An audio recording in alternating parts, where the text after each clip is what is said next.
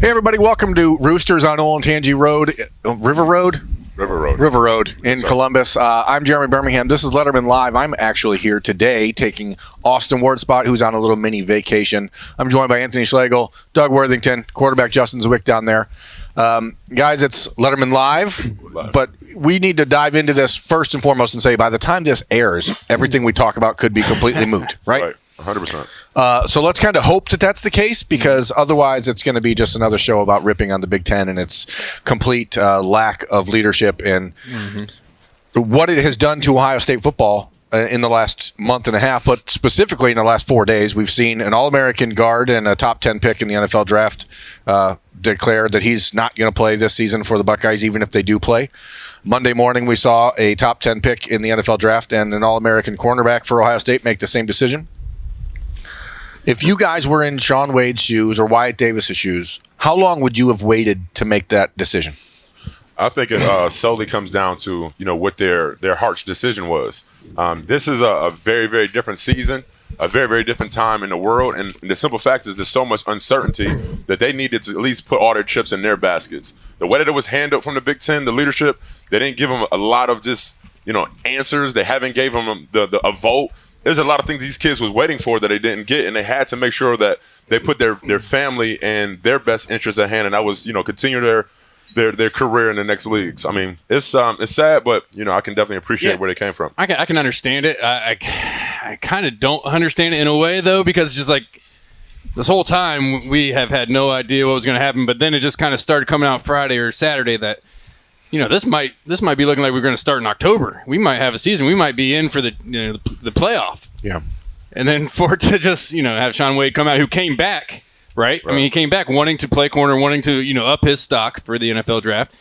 And then over the weekend, you hear more than likely we're going to have this season. I mean, it's all sources and all whatever, because the Big Ten of course says nothing. Who knows? Yes. So who does know? But I think I would have waited until there wasn't a final decision, from the Big Ten or from Ohio State or whoever, before I would have made that decision. But I understand it, because they're just going to say, hey, listen, I'm not dealing with this anymore. I'm going to go get an agent. I'm going to go start working out. And I'm going to just, try and take care of my family that way. My question is, if they sign with an agent but don't take any money, can they come back and play? That's apparently the gray area that some conversations are being had about whether or not they can. Now, the other question is whether or not they have officially signed with an agent or not. If they've taken money, can they give it back? The NCAA usually handles those things really well. So, I mean, you got to imagine they're going to let these kids come back. Right. With everything else, the NCAA, I mean, all that we heard from Wyatt Davis on Friday, everything we heard from Shaun Wade Monday morning, it's about lack of clarity. There was no idea what was happening. And that's the same thing we've been hearing from Ohio State sources and all around the league for the last 6 weeks. Nobody has any idea. Here we are Monday afternoon. It's 1:15. We're still waiting for a vote. By the time this airs, it could be, as I said, moot, right? But if you're talking about Shaun Wade and Wyatt Davis, the story needs to be that those kids actually, they opted in. Yeah, for sure. Okay, they could have gone to the NFL last year. Those dudes could have been playing their first NFL game yesterday. Yep. They decided to come back to Ohio State to win a national championship. And I know that the timing feels weird, but isn't it just the league that failed them? Yeah, the lack of communication, the lack of transparency. I mean, Shaun Wade's dad obviously was there for all the rallies, and really, I truly believe the amount of pressure that the parents and the players and the coaches have put on this really ramped this up, because at the end of the day, they didn't want to play. They had no contingency plans. We saw that. It's very, very evident. The fact that you didn't have any type of protocols, best practices being delivered to the entire all the schools in the Big Ten. Then you shut it down within 5 days of putting out a schedule to, what type of information we don't know, whether it was a study about myocarditis. And we actually had Dr. Kurt Daniels, who did the study here at Ohio State, on the Morning Juice this morning. And it's amazing how the media and people that want to push that fear of myocarditis completely took his study and took it out of context. And they were publishing photos, and they were publishing the fact that 15%, 4 athletes out of the small subgroup, 26 athletes, had myocarditis or signs of it. His entire study, along with Dr. Borchers, who was on that study with him, and a bunch of other faculty at Ohio State, was to show the validity of CMR, which is basically an MRI of the heart, as a way of utilizing that tool into return to play protocol. That was the entire study. Mm-hmm. We've already known about myocarditis, so everybody was taking that study and blowing it and misusing it out of context. So these guys are trying to be forward thinkers and saying, here's things that you could do to return to play to have a safe season. And so obviously the Big Ten didn't do that. That wasn't part of their 5-day plan to then cancel. And then now you see the consequences of their lack of leadership and lack of planning prior to the release of schedule is now it's over a month to where we had no dialogue whatsoever, no kind of communication. And that's very evident for the fact that you have all these coaches that get on a conference call with the commissioner that then leave that meeting and then go on social media and say, we still have no information whatsoever to give to our students and their parents. Like, that's where we are right now. And we have 35 different subcommittees to go out there and figure this out, but yet nothing has been done. Yeah. So for these guys who, like you said, and I agree with you, the story is they opted in to come back. Mm-hmm. They have enough film. Could it directly have impacted Shaun Wade to potentially be a top pick, right? A top 3 pick like Jeff Okudah was last year? You got 2 quarterbacks and then him? Yes. But if you're still going to be that top guy in the draft, what does it do for me, to Doug's point, of having to come back and potentially get hurt while we're practicing, while we're waiting for something else to happen? Here's a question, and you guys both played in the league. Do you think GMs or anybody else, I mean, I guess one GM has come out and kind of said something along this line, but how do those guys look, how do the players in the locker room in the NFL look at guys who maybe they see opting out of a college football season? I mean, like the potential. You know what I'm saying? Like, well, they're just they're giving up on their team in college. Man, or, do you think that goes over at all when they're coming to look at drafting these guys? Look at the guy at Carolina. I mean, he was at Sanford, McCaffrey, and now he's having unbelievable success. It is a business. Now, that's one game as opposed to a full season, right? I mean, yeah, that's very true as well. But, it's business. And we've seen, far as the lack of leadership, they can point the fingers at those guys. Yeah. They left me in limbo. I'm over here training. I'm over here doing everything I'm supposed to do. You guys are not giving me or my family any information. I'm cool. I'm gonna take my next steps and my talents to where I'm already going to eventually be. He said it. They have the film. They have all the credentials. And then when you look on Sundays, because that's the only football that a lot of us are watching, all those Ohio State guys are producing. So the product is in the pudding. His stock is rising off the fact that that Lattimore was balling last night and things of that nature. The pedigree is true, and what he's going to be able to do is set himself up for success when the combine comes and also those other new bubbles and new things is coming in the spring. The thing is and I can't wait to play it back later on, but it's the end of college football as we know it, and I feel fine. Yeah, like we don't need the Big Ten, right? We're making that evident. The NCAA is falling on its face.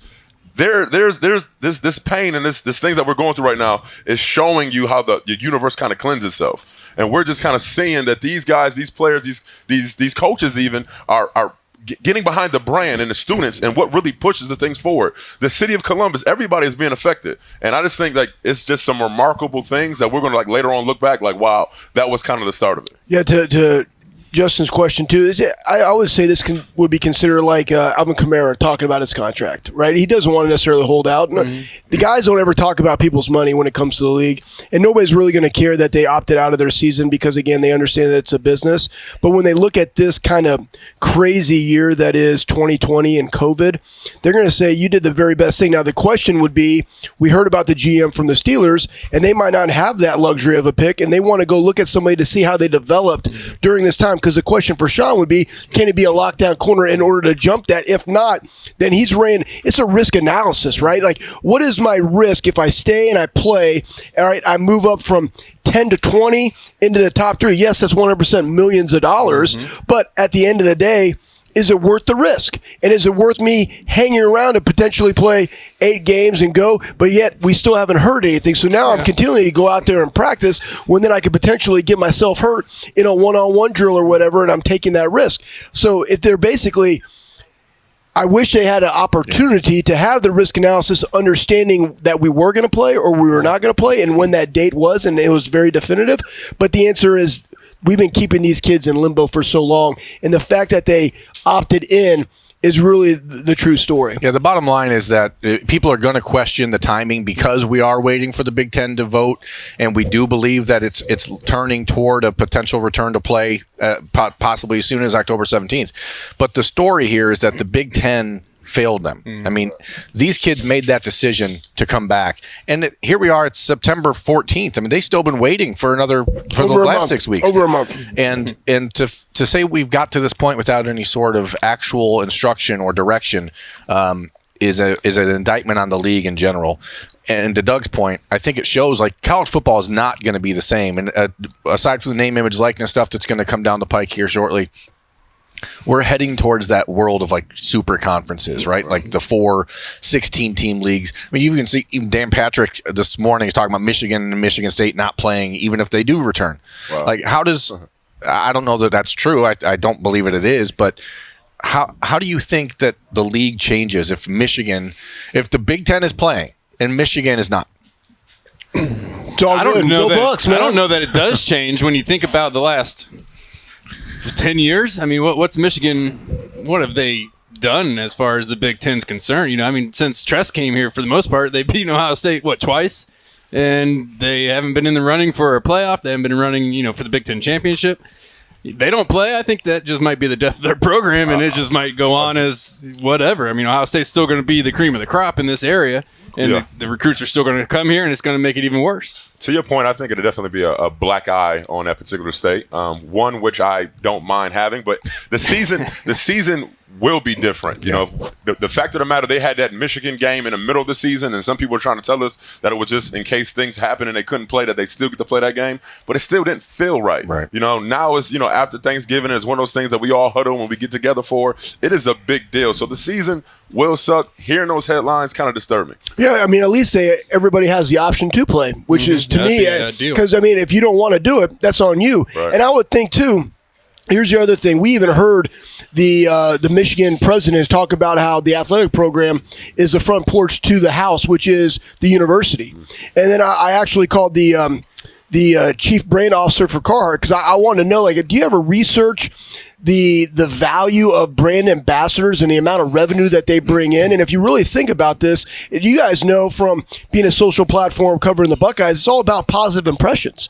And so tell me, name somebody out there that has more positive impressions than Justin Fields or Ryan Day right now of the Ohio State. And when they come out and they fight for their school, and players fight for each other, and parents fight for their kids, and the university fights for their athletic program, guess what? That's positive images and impressions upon people that potentially want to go here. Matter of fact, 7 years ago, there was the president of Alabama talking about how Nick Saban's hire, and at that time he was making like $6 million, was the best investment Alabama has ever done for their program because it increased revenue for tuition and their med center. That's what our business here at Ohio State, $7.5 billion. It's made off of tuition and the med center. Right. Not necessarily football, but football is a brand ambassador to everything that is Ohio State in our community. Right, enrollment, all those things go crazy when the football program is successful. And so if Michigan don't want to do that, guess what? Go Bucks.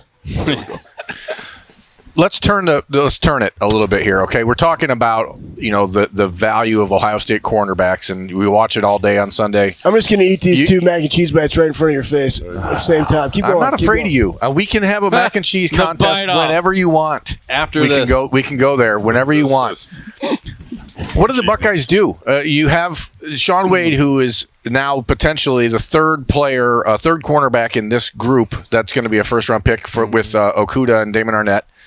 You're replacing 3 first-round cornerbacks with Sevyn Banks and Cam Brown, and then what? As a football player, how much time do these guys need? How hurt are Cam Brown and Sevyn Banks and these other defensive backs going to be if the Buckeyes are playing next month? And they haven't had the spring to go through and get ready. They haven't had fall camp. How big of a loss is it on a football team to lose the one piece that you kind of counted on all along? I think everybody has to deal with it right now, right? So it's one of those things. If it was just Ohio State and it wasn't the other competitors in the Big Ten, maybe it could be different. But as you see those crazy highlight films that Ohio State puts out, you see Zone 6 versus BIA and how the competitive levels and juices that they're having at practice and how they're competing. Those guys are doing and challenging each other more than they're going to get on the field until the playoffs. So at the end of the day, like right now, you know, the workouts they're doing and the time they have together is still very valuable, and everybody is kind of where they are as far as not having that type of practice and experience. So I think it bodes better for us. Yeah, and I would be worried if it weren't for the fact that every year we lose one or two DBs to the league, and it seems to just be next man up. Next man up. Yeah, Kerry Combs has done this before. Yeah, I mean, it's not the first time we're like, oh gosh, what are we going to do here? It's just like we just have the horses to say, all right, next guy's up, and it actually is probably a good thing that they didn't all summer long have to sit there and think about, man, I got to try and fill these shoes. It could happen pretty quick. You know, Shaun Wade goes down, all of a sudden these young guys are now the old guys in the room. They got to kind of make it happen and get it together.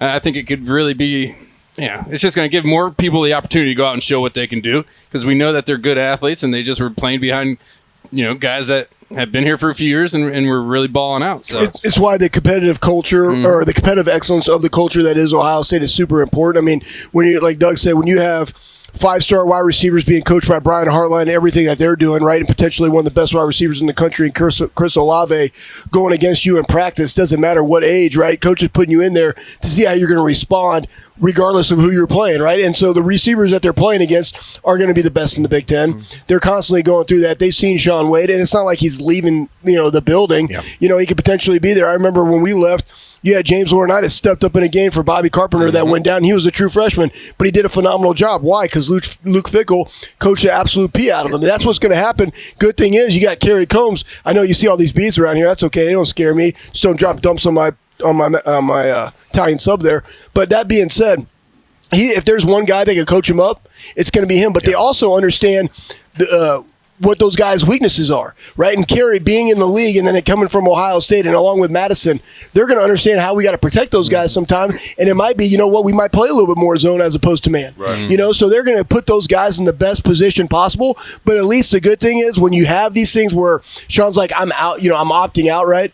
I opted in and now I'm opting out. It's the fact that they have time to game plan to the best defenses that are going to add value to their players. Yeah. And here's an interesting thing. Like Ohio State, as you guys brought up, these cornerbacks, these guys who haven't had much game experience, are going against some of the best receivers in the Big Ten. And then you look around the league, and Rondale Moore has opted out. The guy in Minnesota, whose name has escaped me, is out. So those are two of the league's best receivers.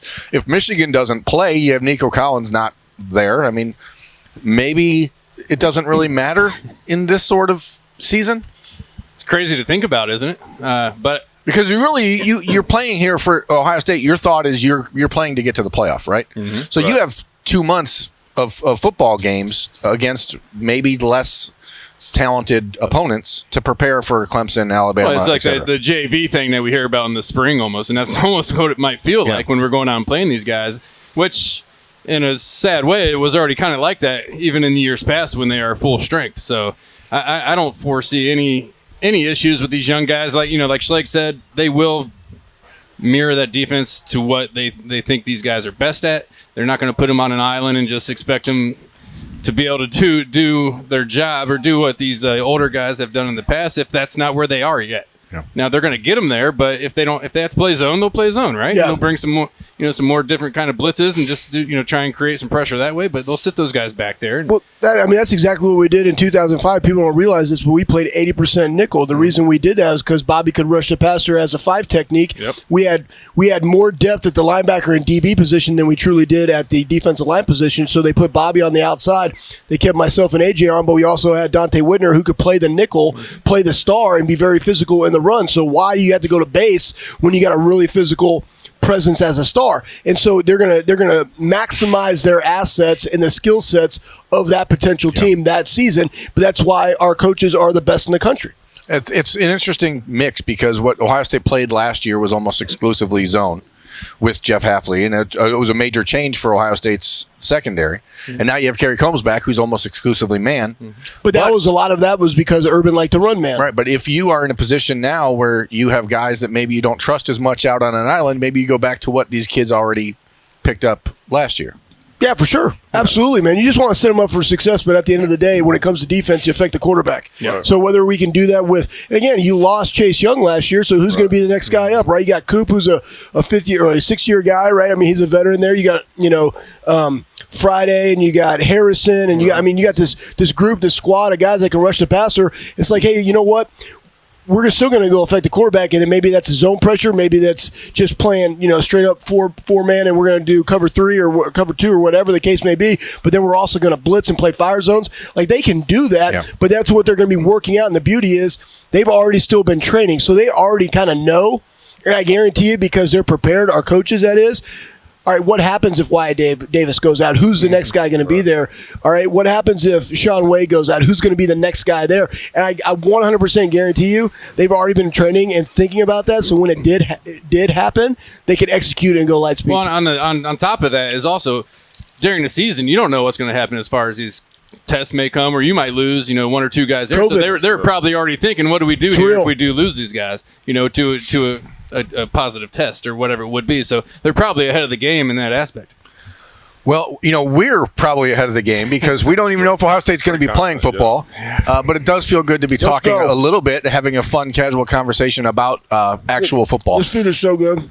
We're going to take a break, let him swallow that, and then we'll be right back. Roosters is one of the unique companies that we deal with. They're involved in everything we do, from our personal foundation to also the Cancer Research Fund. And that's from the Buckeye Cruise from Cancer to all the events leading up to the Buckeye Cruise. They donate back to different organizations that are near and dear to their heart, and we're so fortunate to have been with Roosters now for a long, long time. All the folks at Roosters are just genuinely kind folks, and they want to make a difference. Thank you, Roosters Foundation. Thank you, Roosters Foundation. Thank you, Roosters Foundation. Anyway, we're back. We are at Olentangy River Road. Let's go. Roosters having a fun, casual conversation about Ohio State football and its hopeful return, and of course, mac and cheese bites because Schlegel is afraid to have a full-on competition. He did tell me off camera last week. I can't do I don't blame him. I don't blame him. And the reality is, I think you could do it, Big Dog. we're gonna figure out a way to have a contest, and I don't know if it's not going to be like a shovel it in your face type of contest, but maybe like a fun casual eating competition. Ooh, how many of these could we eat in like one episode? Yeah, like one episode. It doesn't have to necessarily without be having to vomit. Right. It's not me versus you. It's you and me versus the mac and cheese bites. Okay. Yeah. You got to like keep a it tag down. team. I like that. We can be on the same team, dominating mac and cheese. And we'll just keep track of who eats more, just so we know. But it's about the total. But we'll just know. Yeah, it's about the group effort, but it's also about me. It's like my tackles my senior year, where I would make a tackle and AJ would jump on it, and somehow he would get the tackle. And you'd get to half. I get nothing. I had to go back up to AJ Hawk, everybody. I had to go back up to snap. You were like the team leader guy. Sam Dickens is going on here? Like those were my tackles. Look at Fickle. Right. Fickle gave me this many tackles. You gave me 8. I had 15. Where's my 7? AJ had 30. Okay, fine. Okay, I gotta ask. Yeah. So we're talking. That's now, real. Now that really happened. You want to segue here into coaches not supporting you. This is what I want to know. We've seen in the last week plus Jim Harbaugh at a rally for the season. We've seen James Franklin go on national media and excoriate the Big Ten, rip it. We've seen Ryan Day put out a statement where he essentially said, "Hey, we're getting nothing from the league. This kind of sucks." We've seen Scott Frost in Nebraska over and over again fighting for their season. If you were playing at a program that wasn't fighting for the season, would you? And you wanted to play personally. And now I think that's kind of the catch-22 here. Maybe those coaches that are like PJ Fleck, guys around the league that haven't been really vocal. Maybe they have a lot of dudes that don't want to play. And so maybe that's why they're not speaking out, right? Well, how do you come to that though? Like, are you in the locker room? You guys like, you know what? Hey, guys, yeah, do you vote? It'd be a great season if we didn't have to play Ohio State or any of the Big Ten. I think for me personally, when it comes down to if my leader is kind of being a little bit soft or kind of scared, I would want to, as maybe a senior or junior, I would want to try to say, like, what's going on, coach? Can we have a little bit of vote in house to maybe have you be our voice, because you are the guy that's representing us. As you see, a lot of players parents and families that are involved. So I would think it'd be a little bit more of a discussion inside the building with parents, because the fact that you signed off for your kids to go there, but it would be so hard to kind of have to come to a coach or have to kind of beg to play from not only the person who's coaching you seeing every day, but the Big Ten who's not giving you anything. It would just be strange as a player because what are we doing? What have we been doing? You want to play, right? That's what you're there for. You almost I fight for you. Why don't you fight for me? Right. You almost have to think places like Minnesota or Michigan State. You have to think they've had conversations and they're talking to the parents, because I haven't seen any parents from those schools come out and say, what are we doing? My kids are going to miss out on this. So you'd almost hope that there was that conversation, but still, as a 19, 20-year-old kid who I would want to go play. And if my coach was just dead silent or my university was dead silent, I would have a real tough time with that. And that's just going to have a bad effect down the road, because kids are going to want to go to those schools where they don't care if we play. We had a conversation last week, Austin, Spencer, and I, in one of our rapid reactions, where I kind of said, like, the majority of the teams in the league probably are like okay if they don't get their butts kicked by Ohio State this year, right? Rutgers probably is actually benefiting from not playing because Greg Schiano is building an entire program based on transfers and hopes and dreams, right? Mm-hmm. Minnesota, PJ Fleck, it doesn't hurt him to have that 11-win season and the big bowl win take a year off, and rest on that to help build a pro. I mean, I'm not saying that they're doing that, but I'm also not saying that they're not thinking it. Yeah, I agree with you. I think if Rutgers does opt out and takes that money, there should be something to where they have to use all that money for football and facilities, because their facilities, even though they redid them, absolutely are garbaggio. Just so everybody knows there, because I've seen almost every single Big Ten.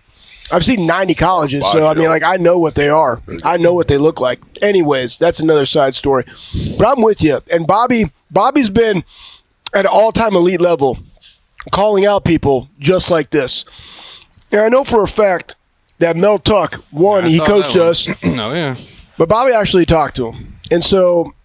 And their president is on this return to play committee, and one of the big guys who's actually a doctor.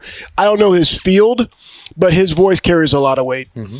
And I think that because of all the things that have happened in the most recent past for Michigan State, they have been kind of quiet. Now, that doesn't mean that he hasn't talked to his players or their parents. So they are in alignment, and I believe Michigan State will 100% play. Okay. Whether or not that and again, that's a big-time deal because they're not tied into that team up north. And again, it would bode super well for them, because you want to go play for them. They don't even want to play, but we want to play.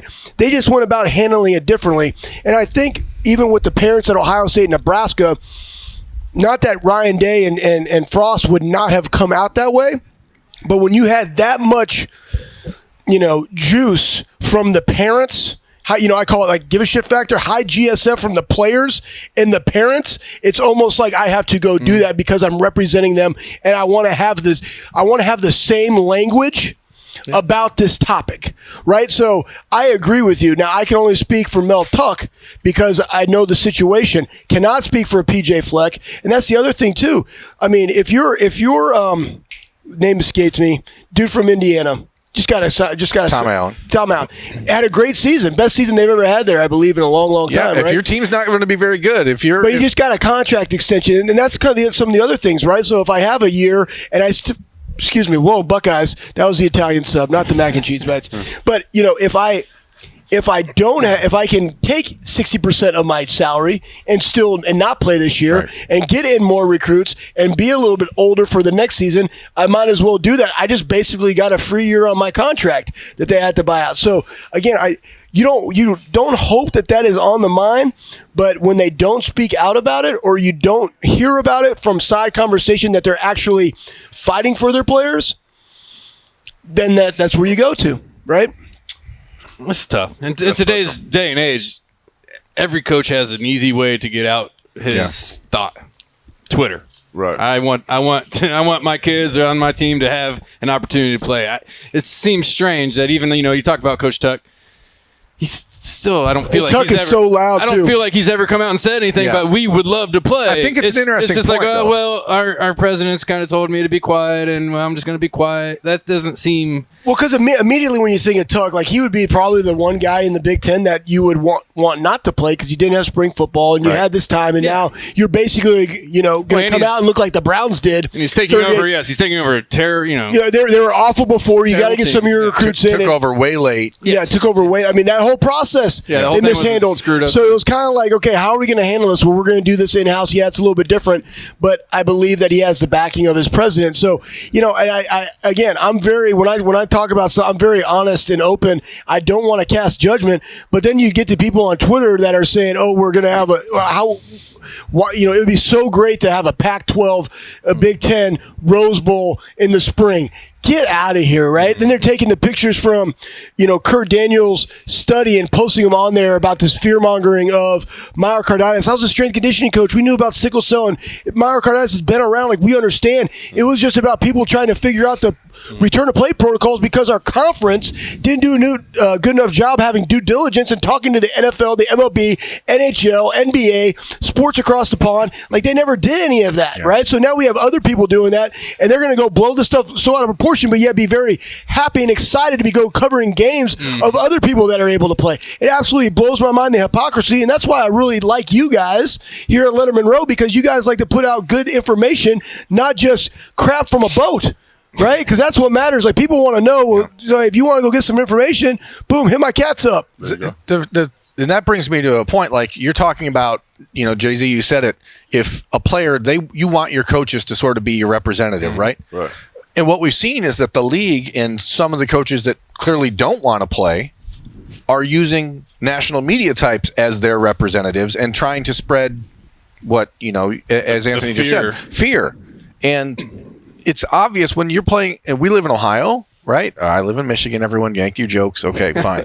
But the fact is, Ohio high schools are playing football. Oh, yeah. The Cincinnati Bengals and Cleveland Browns played a game that resembled football on Sunday. Yeah, they did something. Okay, there's no reason. Since the Cincinnati Bearcats are playing football this coming Saturday, it is inexcusable for people to suggest that Ohio State shouldn't play, because not having Ohio State play while the rest of college football is playing, and again, we cover Ohio State.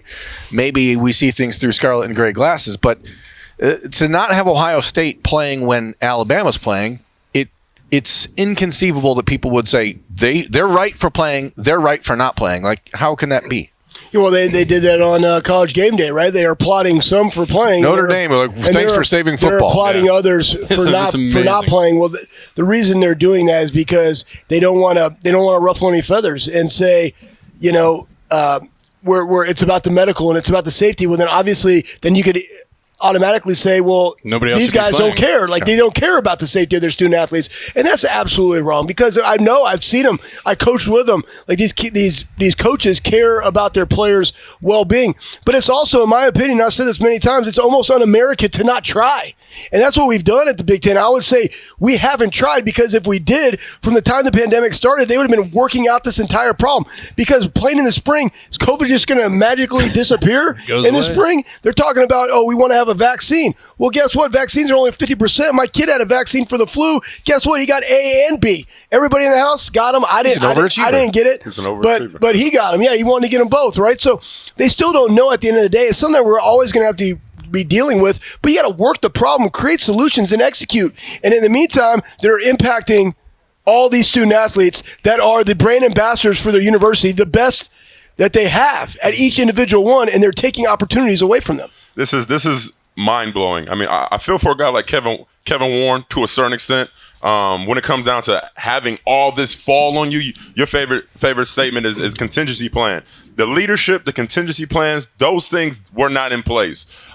Everybody is feeling it when it comes down to our fans not being able to see Shaun Wade. Shaun Wade last play was in orange against Clemson, and he got kicked out of the game, which ultimately changed the whole trajectory of the game. I mean, we were up 16-0 right there. So at the end of the day, for a guy to have his legacy leave on that, we got the guard who is a first-time captain, Wyatt Davis gets a chance to go out there and actually be a captain. It's tough. So I feel for Kevin Warren, just because there's a newness about this that stinks. Yeah. Like, nobody wants to be in a helm and have to take care of a COVID situation that you don't know what the ramifications is for. But like you said, it's un-American not to try. Even if you put some people out there, we've been putting football players out there for a long time. So for this instance, them not knowing and kind of just falling back, hoping somebody else catch the burden is mind blowing. So that's why you can't feel bad for them, though, because they just sat back and hope something. They didn't come out and say, "Here, this is why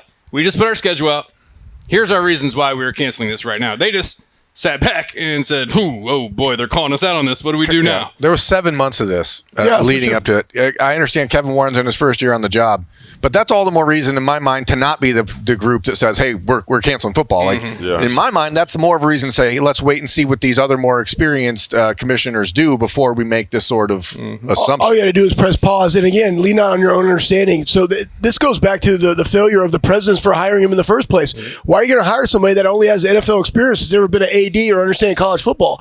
That's the number one fault. Then you go look at Ohio State. We got stuck in this weird time frame because you had President Drake leaving, you had Christina Johnson coming in basically September 1.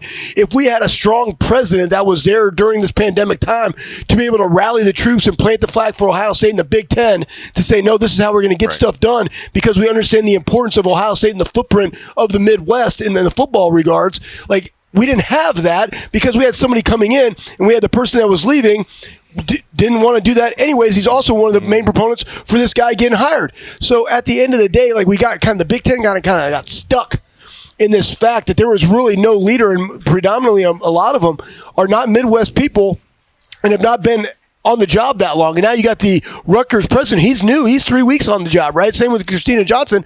But at least she comes out and is able.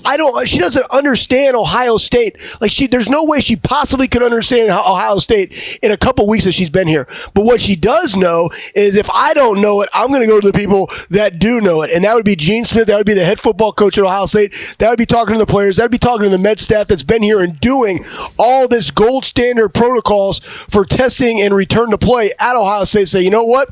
I know what I know, and I know that looks legit. And I'm going to share that with everybody else. And I'm going to say, hey, I came out and I was for postponing, not canceling, because I wanted to gather more information so we can make the right call. That's what she did. And those were the 3 people that voted that way. And that was Iowa, Nebraska, and Ohio State. What else we talk about, man? Well, look, too late to say sorry. I mean, when it comes down to but you know what? Here's the deal, though. Nobody wants to apologize. Right. Nobody wants to say that they're wrong. Number one thing that a leader should do is recognize when they made a mistake. But again, presidents don't want to admit mistakes, right? Because they're the president of the university and they got a doctorate. Listen, just everybody out there, nobody gives 2 craps if you got a doctorate or bachelor's or whatever, man. Common sense needs to win the day. And high GSF and blue-collar work ethic mentality, that'll get it done too. So if you're wrong, Kevin Warren, say I was wrong. I should have leaned on this or I should have done that. But, hey, now we came to the table. Now we created a solution. Let's plant the flag and go. Yeah, we are, with apologies to the president of America, maybe now on the 1-yard line when it comes to the Big Ten. Hopefully that news is coming down the pike anytime soon. We should be expecting a return to play in the Big Ten for Ohio State, hopefully mid-October. We're going to keep talking about that at Lettermen Row. We're going to keep talking about that on Lettermen Live at Roosters at Olentangy. Next week, we'll get back to that. Sure. But for Anthony Schlegel, Doug Worthington, Justin Zwick, I'm Jeremy Birmingham, filling in for the venerable Austin Ward. Thanks for watching, everyone. We'll catch you next week.